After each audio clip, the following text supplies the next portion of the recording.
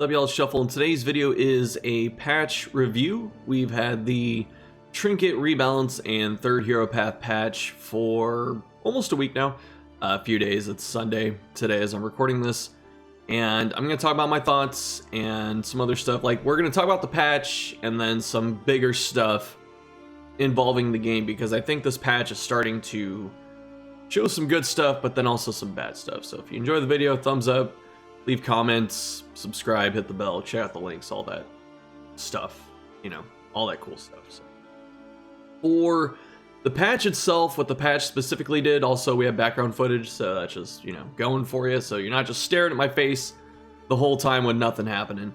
But the patch itself focused on reworking trinkets and introducing a third hero path for all characters. And I had people asking why I don't review all of the trinkets or talk about what I like or do like a trinket review video even after I played it.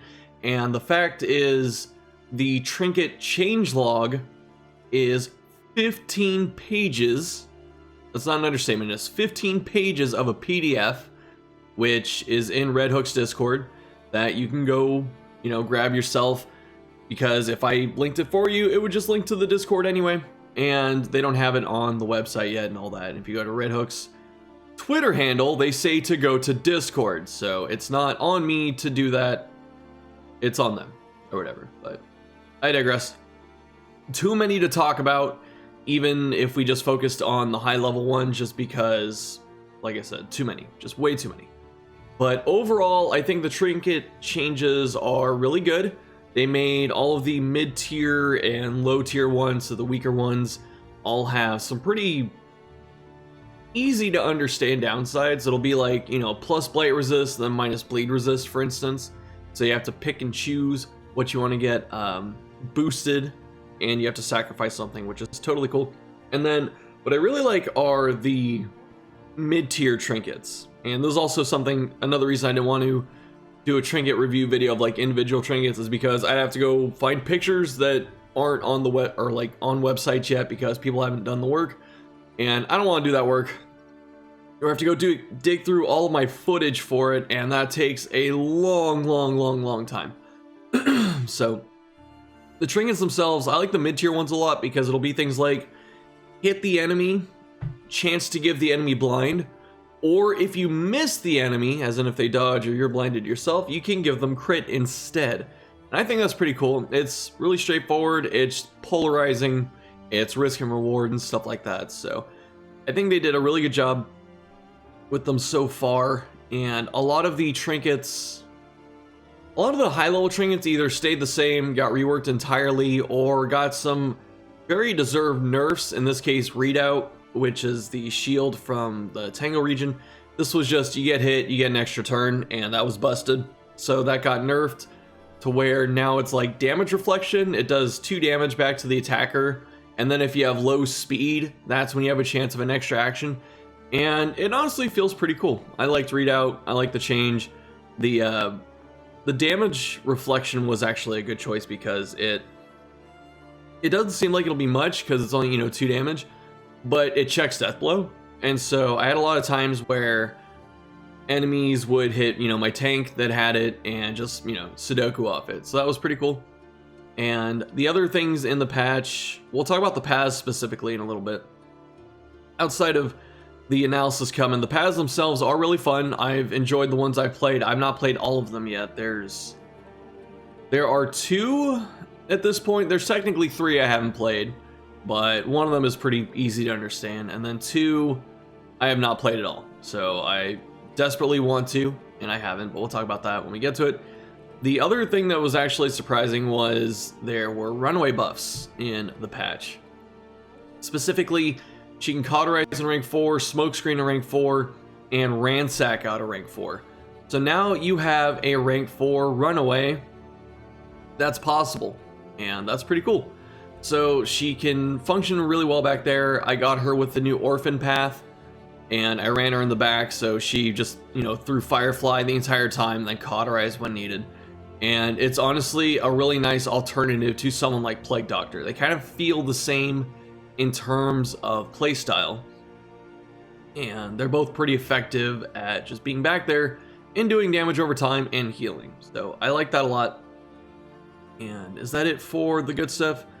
Got my notes in front of me here, and oh yeah, some of the rebalance combos that you can come out with trinkets are pretty cool. In the background footage, I'm pretty sure this is the run that I had it, but this is Yellow Hand, Highwayman, but also the Jester specifically. I got Nautical Compass, which gives you positive tokens or 1 stress. It's a chance for any of that. You only get 1 of them. And then I had a Shambler Trinket, I think, that gave something like positive tokens if you take stress damage. So just that alone is a really fun combination, because it's, you get stress from either just the game in general, or the Trinket will give you stress, and then the Shambler Trinket will convert it into something helpful, or you just get a positive token from the compass anyway. So that was a really cool combination. There are other cool combos out there. You can put like 2 different burn trinkets on Runaway, and your Firefly crits do, no joke, 84 damage and burn. That's way too much. Some of these trinkets do have to get nerfed, and I expect that they will. The reason I'm cutting them some slack is because they literally reworked every single trinket in the game except for a few. There's gonna be some stuff that goes wrong, and they need time to fix it, so I got faith. The bad stuff from the patch. Some of the path rework stuff is just kind of bad, or a couple of the new paths aren't really that good. And then I talked about trinkets having to have their power levels brought down. And specifically something we need to talk about that's getting more apparent, maybe this warrants its own video at some point, is that paths might have been a mistake. They are very powerful, and the more time we get with them, and the more that we get in terms of the quantity of them, they're starting to show that they are just, in a lot of ways, very, very strong. And then characters, even like the isolated characters, someone like Leper, for instance, or Grave Robber, or I guess even Man-at-Arms is another good example. These characters have paths that are, like, they'll have one path that is super, very, incredibly, mega strong, and then 1 or 2 paths that are just bad. And that's just because of how the game plays right now. But then also, all of this makes Wanderer even less appealing. We're even seeing Apprentice not be appealing anymore. And I'm at the point where if I get Apprentice, like, I still skip it a lot of the time, because even if it's a decent move that gets upgraded, it's just not worth it compared to someone that has a path. And of course, if you have something like a path type mechanic in this game, like a specialization, it should be better than the stock version of that character. So in this case, Wanderer. But Wanderer could have some other kind of helpful buff that makes it so at least you don't feel bad taking it. Like, when I'm at the crossroads, if I see Wanderer, I just skip. I don't even read the quirks. I don't even consider that character anymore until I've gone through everyone else. And if I have more Wanderers than paths, then I go back and start looking at who I want for that. So, Wanderer, maybe it needs something like, I got a suggestion from Derp, I think it was in Discord, and they said maybe 10% health, just flat on Wanderer. Sure, something not game breaking. Other ones, like if Hope becomes needed for other stuff, maybe give 10% Hope per Wanderer or something like that. I don't know. But Wanderer is just not appealing. It's not enticing. It's not even worth taking most of the time, unless the character just synergizes very well with the team you already have.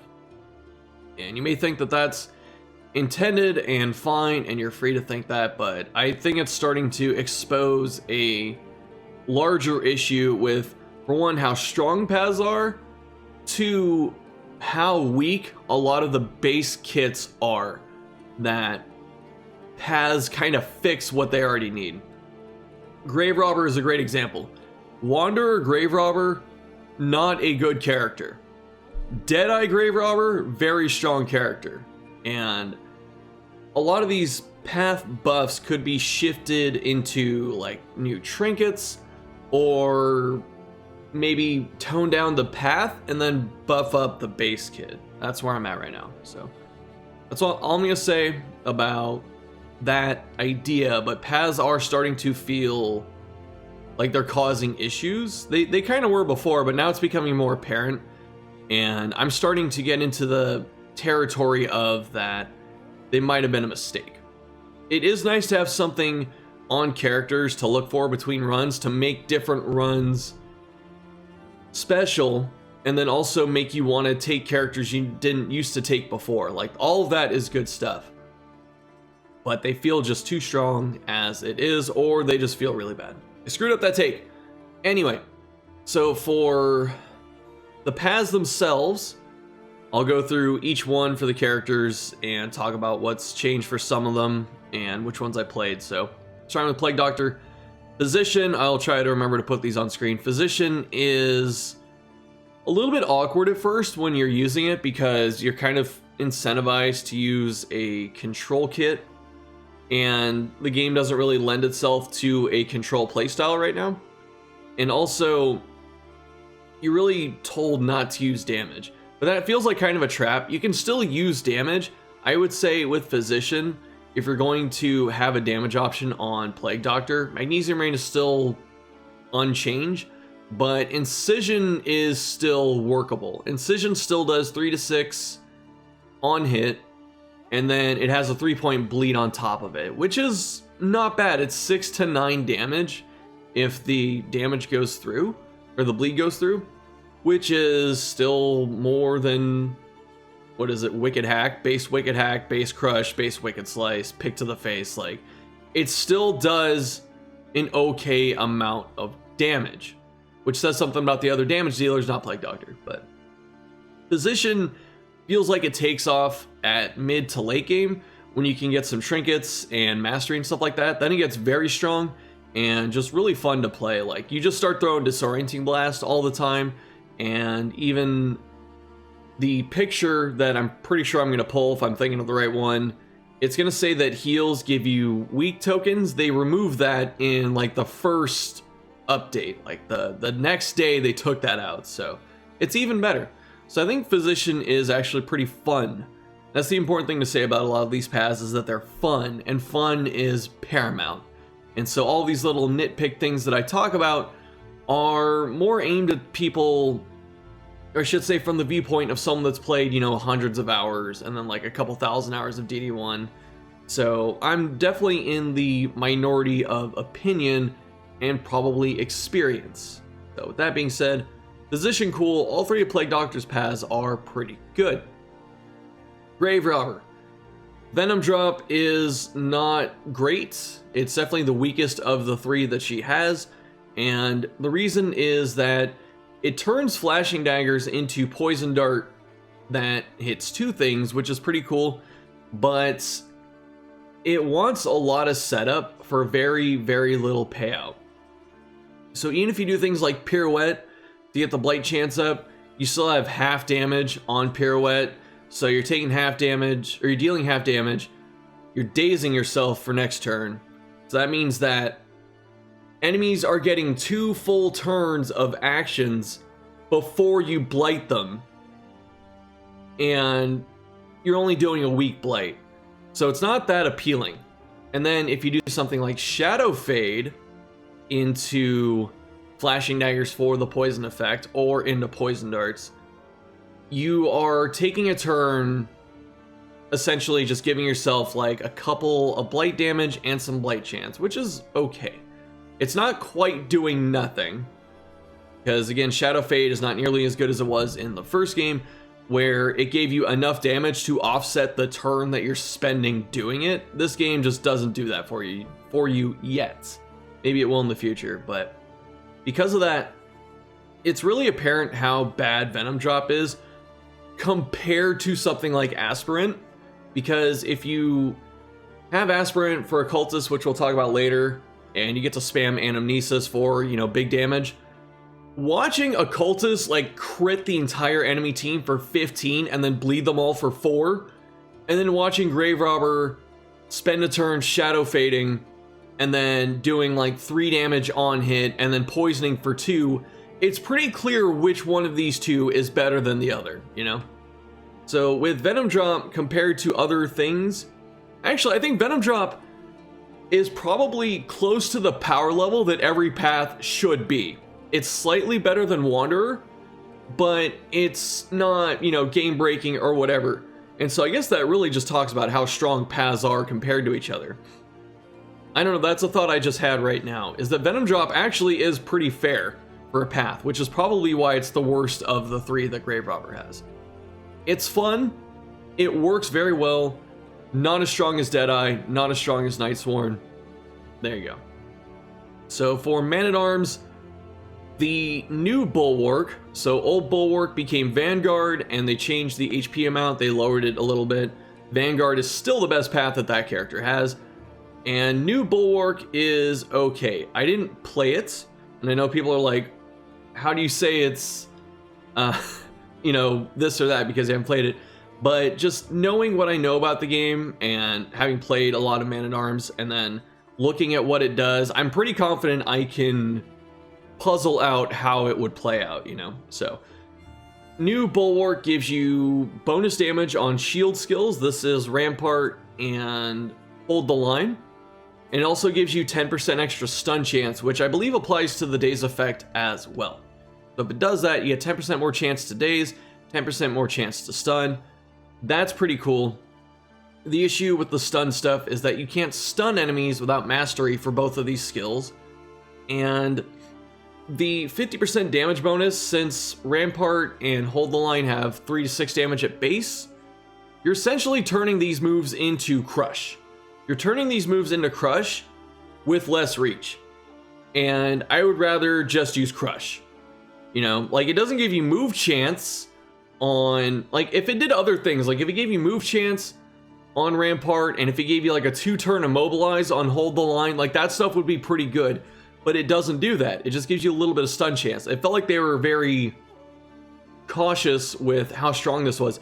Again, Bulwark is probably the base power level of what a path should be. It's a nice little boost.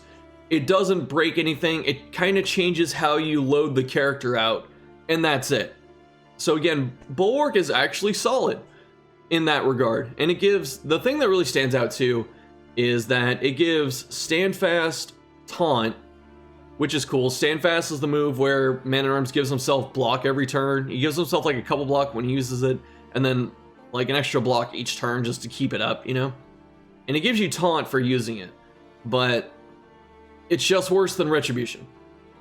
Like, why use a path to give myself Taunt and then use an ability that gives myself block, and that's all it does? Whereas you can use Retribution, and especially when it's upgraded, you give yourself Taunt and block anyway, and then 2 attacks. So I really think Retribution Plus should be nerfed at some point, obviously, but really there's no point to the other stuff of Bulwark if you can just spam Retribution Plus. Even though it lowers the damage on it, so you're not incentivized to use it in Bulwark, but if you have Wanderer or Vanguard or Sergeant Man-at-Arms, you can spam Retribution. And that's better than Standfast having Taunt. So, needs some changes. Bulwark is okay. It's better than Wanderer. But otherwise, you know, Vanguard's still much better. Sergeant, far behind as well. Yellow Hand for Hyperman, that's the background footage. This is a lot of fun. This path doesn't feel broken to me. It's got some bonus damage potential, like the lowered bleed resist, for instance, but the really fun thing about it is that Highway Robbery doesn't need to be upgraded to steal tokens, and then when you upgrade it, it steals more tokens. And so you have a Highwayman. I wish Robbery could be used in rank 1. That's the only change I would make. It's considered a melee skill, but it has like range targeting, you know, so it should be usable in rank 1. If it should be honestly usable at all ranks, and maybe not target rank 4, that'd be okay, but it's a lot of fun. I had a lot of fun playing that class, and every time you just see really annoying tokens from the enemy, like dogs that get dodge and riposte, or knights that get riposte, you could steal their riposte and get more riposte for yourself. That was really fun. And then Hyperman, his trinket reworks also give him synergy with robbery specifically. So there's a lot of fun build potential there. And instead of the other Highwayman paths where you're focused on, you know, shooting enemies or stabbing enemies the entire time, this one is focused on stealing from enemies. So you actually, it changes the way you play, which is what I really like when they introduce things into this game. I like things that make me think differently about how I approach fights and characters, and Yellow Hand does that. So with Yellow Hand, sometimes you don't want to ping off the enemy's tokens. You know, if they have dodge, you want to let them have dodge until your Highwayman gets to go and then steals it, you know? So that was a lot of fun to do. I don't think it's broken at all. It's good. It might be better than Rogue. Rogue is kind of an awkward path that, you know, isn't... It looks better than I feel like it plays, but it's good. I honestly wouldn't change anything about it. It's just really fun. And if you're creative, it lets you be creative. So I really think that it is what a path should be, you know? Like the other ones that I've talked about, like Bulwark and Venom Drop, change how you play. Physician changes how you play. They're all pretty cool. So I think they did actually a pretty good job with all the new paths so far, huh? In terms of either balance or fun factor. So let's talk about Hellion. Carcass is the next path she has. I have not played it. I don't know how it plays. I can't really theorize about it, so I apologize. I've been trying to get the paths when I stream and stuff, but some of them just don't pop up. And Carcass, from the people who have played it, they've said it's a lot of fun. They've said that she is a pretty good tank with this, and at that point, you know, Hellion, it changes the playstyle. You're not, you know, hitting Howling End every turn. You're not hitting Bleed Out and Iron Swan and stuff, or toe-to-toe rotations. You are using Yop and heals and I guess Wicked Hack, you know, because I think that gets synergy too. And that's pretty cool. Is it better than Ravager? No. Ravager needs to be nerfed. Is it better than Berserker? Can't tell you. Berserker is pretty strong as a path, but also closer to fair than Ravager. So I don't know, but it definitely looks cool. I'd like to play it. Next is Intermezzo Adjuster. This is a song-focused path. The playout and ballad skills bleed your teammates. I think Encore does too now. I think they had to change that. So you can bleed your team or the enemies by using those skills. And I haven't played this one yet, but just looking at it and understanding the character, you know, as I always say, when I theorize about it, what I look at is it doesn't seem like it makes playout any more appealing. It still feels like ballad is the better song skill, and that's because now ballad can get block and dodge and defensive stuff where it couldn't before. And playout has a chance of giving you offensive stuff, whereas ballad guarantees you offensive stuff. And so ballad ends the fight faster. That's why it's going to be better. You don't need defense as much as you need offense in this game. Ballad ends the fight faster, so it's going to be better than playout, and playout is still lackluster. Doesn't mean you can't use it, doesn't mean it can't be good, just means it's worse than ballad, and ballad is the superior movement skill in terms of songs. Encore is still the best song skill, but ballad is better than playout.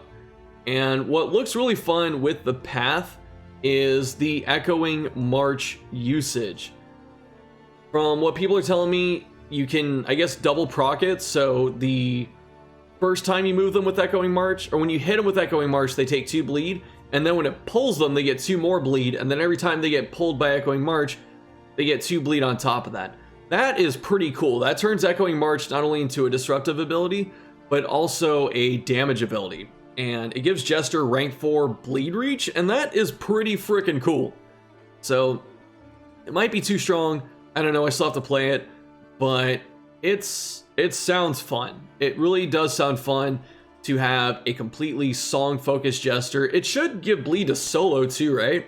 Now that I think about it, because that's a song skill. It's like the solo target should bleed. If it doesn't, I think that's a mistake. But yeah, really cool idea for a path. Seems really fun, and I hope that I get to play it soon because I want to spam Echoing March on enemies. And try and go a little bit faster to wrap up with this video. Monarch Leper. This is kind of a weird one because he's just basically weak the entire time until you fight cosmic enemies, which are cultists and the mountain. So I'm not going to spoil everything, obviously, but that's where cosmic is prevalent, and you're weak until those situations happen. You can use Hew safely with this path. Chop skills does not include Hew. It includes Chop and Chop Plus. So there's that. It makes Purge actually pretty good. The issue is it makes Intimidate a bit awkward. So you can taunt and reach and do all the cool stuff with Intimidate, but you're taunting yourself and you have lowered HP outside of cosmic fights. And so that makes Intimidate a bit awkward because you don't want to draw attention to yourself with Leper if you have less HP. And so you have to be a little more creative with your attacks. Like you have to use Break, Bash, Hew, Purge, and sometimes Intimidate. And you can make some stuff happen with that. And then when you fight the cosmic enemies, that's when Leper gets, I don't remember how the math works out, but he gets bonus damage on Chop. I don't know if it's like 25% bonus damage, like you take the subtraction, then add the bonus or whatever. But you get all the stats and more when you fight cosmic enemies, so it's kind of cool in a way to theory craft when you're going through your routes and stuff on the map, and you're about to fight a cultist node, either the Guardian or the cultist fight themselves, and then you put in Chop and you take off your other stuff, you swap stuff around, maybe you have trinkets you put on, and then you fight the cosmic enemies, then Leper hopefully dumpsters them, and then you win, I guess. In practice, it's not that strong, and that's mostly because the way Chop is balanced right now is just not very good. It's still pretty weak, and giving it some bonuses, I was in for like 9 to something, like 9 to 21 or something, I can't remember what it was, which is okay. That's some random Leper damage range. The highest I saw, because I used Ruin for a fight, I had a damage range of like 24 to 72, and that was pretty wild. So you can get some big numbers, right? Don't get it twisted. You can get some big numbers out there. But that's kind of like where the fun ends. It's still worse than Tempest, and that's the issue. It's like on par with Poet. Poet just kind of keeps you weak the entire time, but it gives you some really good defensive utility. And then this doesn't really give you much defensive utility. It gives you a little bit of offensive utility, and then makes you a damage dealer for cosmic fights. Meanwhile, Tempest, the downside doesn't really matter to it. It's got disease immunity, debuff, resist, and then it just hits really hard. So it's like Tempest is just better in like every applicable situation. It's better for non-cosmic fights, and it's better for cosmic fights. And that's an issue with Tempest and base kit Leper more than Monarch. Final one we're going to talk about is Aspirant. This is the Occultist path. This needs a nerf.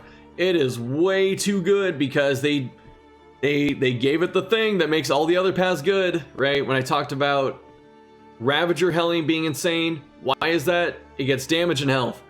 Vanguard, why is that insane? It gets damage and health. Old Ritualist was insane, it got damage and health. And now we have Aspirant. What does that get? Damage and health. Anything that gets bonus damage, any path that gives a significant amount of bonus damage just needs to be nerfed.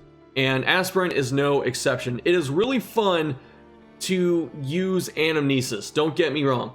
I love being able to use Anamnesis once or twice a fight, and it does work, like I take the risk by using Chaotic Offering. I might stun myself, I might move myself, so I have to plan around that accordingly. And then when it's time to use Anamnesis, stuff just dies. And that is really cool. Still needs to be nerfed. And when they did this, they changed Ritualist where it lost the melee damage. They just gave that to Aspirant. And then now Ritualist also gets like a higher chance of irresistible vulnerable token now. And it's like, it doesn't need that. Your curses have cooldowns. Your bonus token chance for using curses is just too low. You vulnerable yourself, you know, 1 out of 3 fights. It's just, it feels so weak now, and that's just, they just took the damage out of it. That's it. They just took the sack stab damage out of it, and then it instantly became like the worst path he has. And Anamnesis is the best one. So there you go. But really fun. I did like playing Aspirant. I don't plan to play it again until it gets changed, or until I just play everything else a bunch of times, because it's really strong, it's easy, it wins, and that kind of makes it boring for me. So that's it for paths. Thanks for listening. Like I said, we need to do some changes here and kind of rebalance some stuff. But you know, we still got time. We got time till 1.0, and I will be making videos calling out stuff that I think is too good and talking about what I think is fun and good in this game. So I hope that you're still enjoying it. And if you haven't checked out the game for a while, go ahead and do so. And you know what? If you're gonna buy it, use code SHUFFLE at checkout. Thanks. That really helps support the streamer / content creator. Although I think a lot of you already have it that are gonna buy it, if you're not waiting for the Steam release, which again is February next year. That's it for this one. Thanks for watching. I'll see you next time.